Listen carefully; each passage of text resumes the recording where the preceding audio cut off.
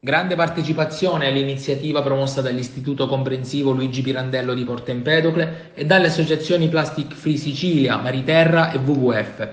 Più di 500 alunni hanno trascorso la mattinata tra lezioni di educazione ambientale, pulizia della spiaggetta di Porto Empedocle, ma anche momenti di gioco e una merenda bio a fine giornata.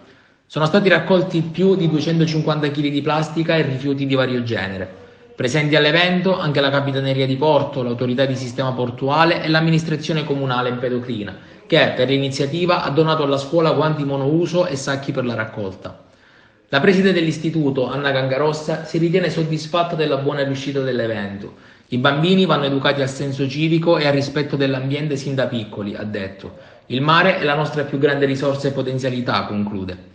L'evento fa parte di un progetto scolastico promosso dall'istituto e intitolato Mare Nostrum, che si concluderà il giorno 6 maggio alla Torre Carlo V di Porto Empedocle. In quell'occasione si terrà un convegno legato al mare e alla storia del porto empedoclino, con l'ausilio dell'Archivio di Stato di Agrigento e dell'Istituto Nautico Nicolo Gallo di Porto Empedocle.